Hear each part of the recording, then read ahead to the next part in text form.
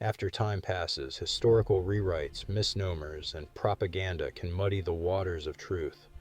What is the deciding factors between the far left and the far right? What even is far left or the far right? How can the ideology be grouped together when differences appear? What makes those differences relevant to the ideology itself? Where did leftist ideology come from as far as modern-day definitions apply? What is the core difference between the extremes of the far left and the far right? The leftist ideology is generally agreed upon being socialist communist.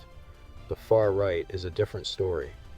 Just because the ideologies differ and are in competition for their version of ideology doesn't put them on entirely different spectrums. Collectivist ideology goes back historically as far as written records exist. The opposing ideology of the right is a relatively new phenomenon, created as an outcome of Western philosophy and the Enlightenment, described by people like Adam Smith and John Locke. It gave us basic principles of free trade, owning your labor, equality, and individualism. Equality and equity are two completely different things. One of them is a utopian ideological concept. The other is based off of objective truths and tries to find fairness within the structure of natural hierarchy, and the other denies it. One accepts human nature and uses it to make order, and the other believes in social engineering and subjectivism. The true differences between leftist ideologies will be tackled in upcoming videos. For now, we will concentrate on the absolute deviation between the extremes and boil it down to the core of what separates them, without getting very deep into how communism, Marxism, fascism, and Nazism are different takes of the same general concept that puts them on the left. Serfdom was a communist system that existed throughout the ancient world: Europe, China, Japan, Ottoman Empire, India, more than a few in Africa and the Near East, where the people were tied to the plantations and occasionally sold or traded. Similar to the antebellum South in America, the people worked mostly to feed themselves. Production was organized by command. Redistribution was organized by authority. Free choice markets were heavily restricted. A closed social system where food, medicine, housing, clothing, work, and safety was provided for. Both were paternalistic systems. Only recently has one farmer been able to feed many. In the mid-1800s, it took 19 farmers to produce a year's extra food for one person in the South. The North was a little ahead due to mechanization. During the antebellum era, a day's wage of unskilled labor earned 2 meals for that day, many times without meat. The slaveholders in the Southern plantation system thought that they had solved class struggle between the whites themselves and blacks, creating a system which allowed the whites to free up time for reading and learning to help progress the system and farming itself.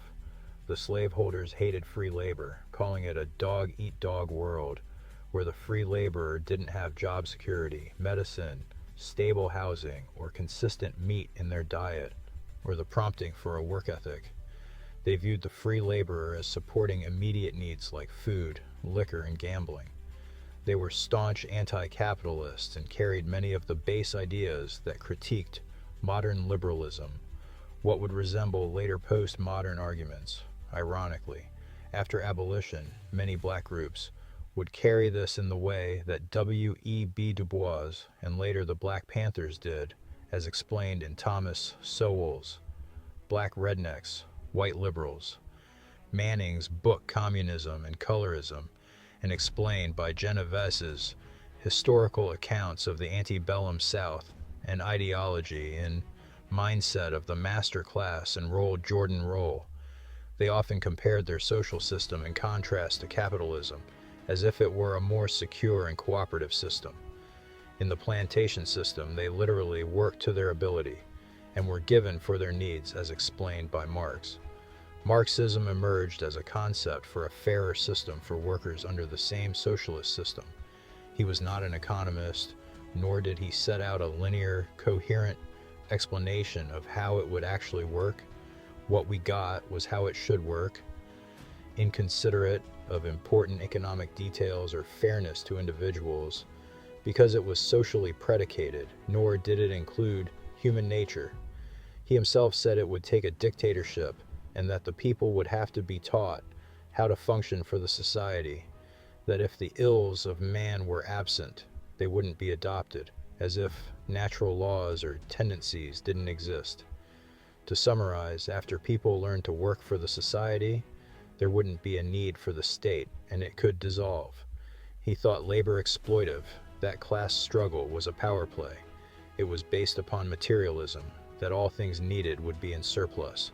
He was anti-religion, calling it an opioid for the masses. It was to be an international workers' movement. One objective was the dismantling of national borders. He said, to describe communism in one sentence, it would be the abolition of private property. The workers would identify themselves by class, not by nation. Nationalism isn't strictly right-wing because it's not about strict ideology. It's about power coordination and control. Systems that abolish markets, restrict movement, and that demand loyalty must replace voluntary organization with enforced and collective identity. Communist and socialist states do this by elevating the state as a sacred entity, imposing borders, controlling migration, and criminalizing disloyalty. Even if wrapped in international language, the system must have authority to enforce from outside corruption, which to them is primarily the free market. How else can the collective be incorporated and enforced? Right-wing individualistic anarchy rejects the nation entirely. Free movement and exchange doesn't need enforcement because they are natural states. A social system is one that acts as an organism. Each part must work towards the whole. It is a system which cannot work without becoming authoritarian to control, because encapsulating strangers or those of part of a bigger group in which you must work towards and care to preserve is not a natural state.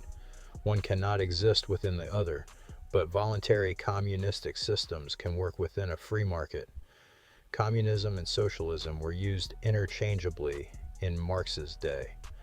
It is said that there has not been any true communist societies that lived up to Marx's values, but really his utopian goals have never been achieved because communism simply cannot achieve them.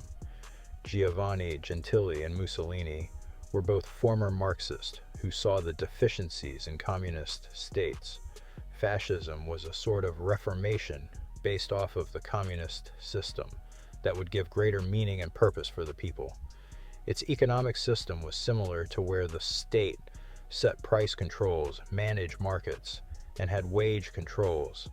The ideology was similar in priority as outlined by the Nazis' 25-point plan. The equity that Marx envisioned, when communism has achieved full form, would come at the end when everybody socially learned how to operate within the system. Until then, he explicitly called for a dictatorship of the proletariat, so authoritarianism was part of Marxism, not any less than what fascism would require. Until he could create a moneyless, stateless society, Marx's economic theory was that the profits should be split amongst the workers, and that would be their pay scale. The fascist and communist states both ended up having wage suppression, so that workers weren't paid much differently from each other, and from the state's view, it was entitled to their money or labor because the state was responsible for allocation of goods and services.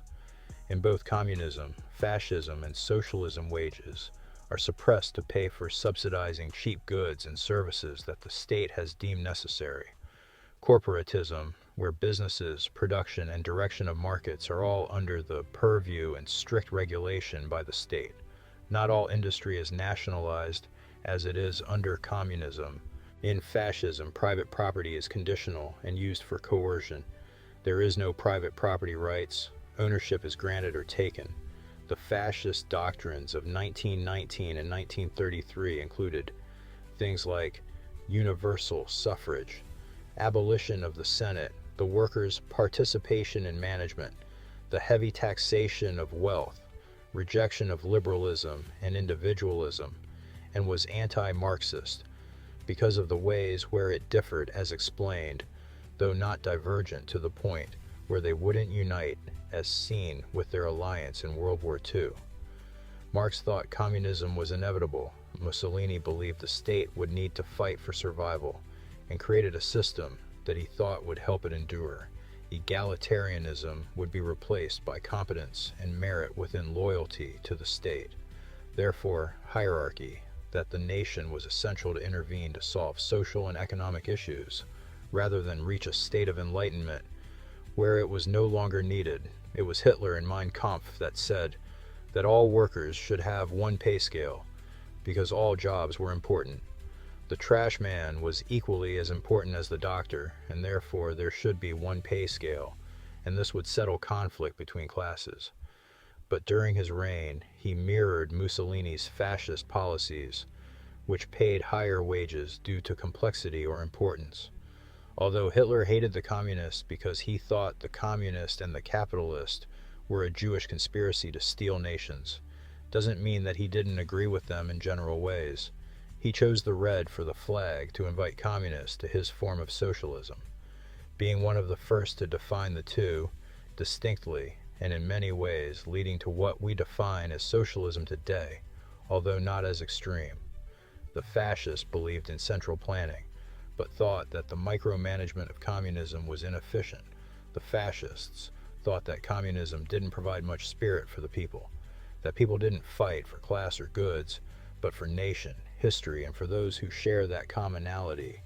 Hitler viewed the nation ethnically. Mussolini did not. He wanted to resurrect ancient Rome, which was a multi-ethnic state. He accepted different ethnicities as long as they prescribed to the state. The first laws he passed in Ethiopia was the abolition of slavery. Religion isn't a defining factor for either left or right. The left aims at secularism, as Marx did. However, some communist, socialist states had it, and some didn't. It wasn't preferred because the state should come first, but taking it from the people would create too much disorder. Hitler said he would get rid of Christianity if it was viable, and admired Islam in the way he could use it to control the people. On the right, religion could be utilized to reinforce order by way of morality, but it's not intrinsic to it. Racism also isn't inherently right or left. Historically, racism has run deep within leftist circles. Many socialist and communist states ethnically profiled individuals. Marxism itself doesn't focus on it. Engels was overt in justification for racial extinction due to cultural backwardness. Marx had written and said racist things, especially ascribing Jews with capitalism, something Hitler also did. His ethnic profiling was associated with security, loyalty to the state, and anti-capitalism. Collectivized punishment or distrust was the same with communists, from Stalin, Mao, Pol Pot, and others. If anything, racism is collectivism, far from individualism. If you view people like individuals, then how can you hold grouping against them? Critical race theory is the modern-day extrapolation of using racial struggle for power. Critical theorists will collectivize any struggle: class, feminist, sexuality, gender identity, even religious struggle. They use the innate drive for the underdog as a victim to be directed towards the villain. What they don't realize is that the greatest minority is the individual, and if it works for them, it works universally. If Marx's ultimate goal of communism was for the state to wither away as people learned how to be the perfect social creature working to provide for each other without hierarchy, money, or borders, is communistic anarchy. Anarchy can have order because coordination replaces authority. Then what is it that holds this order together? Communalism is a social duty, or it will self-destruct. Anarchists like Mikhail Bakunin argued a transitional government wouldn't work, that the state would not wither away, and that the state is oppressive and hierarchical, becoming the ruling class. Marx thought that without a government, a counter-revolution would happen. Also that it was needed to dismantle capitalism, and that immediate abolition of the state was impractical. For the opposing spectrum to be the opposite, then we would have individualistic anarchy. Both are a form of anarchy, but they mean two fundamentally different things. Cooperation without coercion among random groups of people assumes that humans are naturally cooperative. A non-hierarchical society becomes complicated with complex production, consensus, and management. Can only go so far, it scales terribly, and informal hierarchies naturally emerge. For Marx's anarcho-communist theories to actually work, incentives must have intrinsic value between the collective and social recognition. Problems emerge like freeloaders.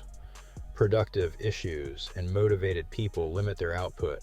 Trust declines. Social enforcement creates intergroups and friction the greater you scale it. Needs are not as obvious and priorities can conflict. Anarchism isn't against control, it's against formal authority. It doesn't eliminate social coercion, moral pressure, collective enforcement, ostracism, or informal punishment. Power doesn't disappear, it becomes unaccountable. Social standing and good faith stand out further on the right because charity is voluntary, not expected. Anarcho-societies almost sound like a contradiction, being that a society entails structure, norms, demands, and expectations. But there have been stateless orders that were grounded in tradition and familial ties. In some ways, pre-unification, Italy, and many places in Europe operated in this direction.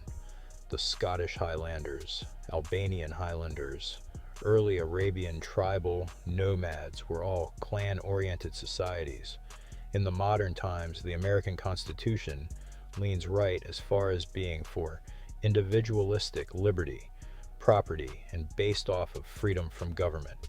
As far as extreme right-wing states, all I could find is Pinochet in Chile, which was an extreme wartime response to communism, using ruthless means instead of trial courts.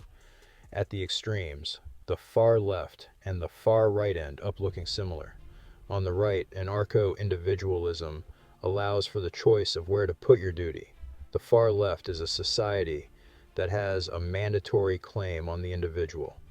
Beyond politics, on the far left, it imagines the dissolution of the state into a communal order where the individual is subordinate to the collective, even before family, claiming a moral priority over blood.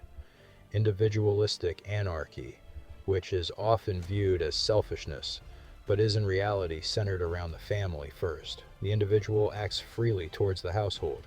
Responsibility rests on the head of house within a family order. Within a family, the individual is paramount as the backbone to the family line. The far left organizes society around duty to the collective. The far right organizes freedom around responsibility to the individual, which is family first, then furthering to the greater group.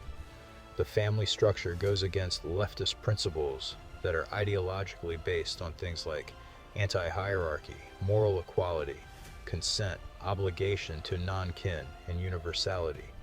Redistribution is mandatorily imposed by the collective versus organic obligation, and redistribution by unequal hierarchical status.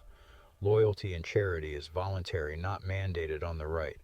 The family is how humans behaved before states existed. Families responsible for their needs in collaboration with the greater group. The tribe was an extension of the family group itself.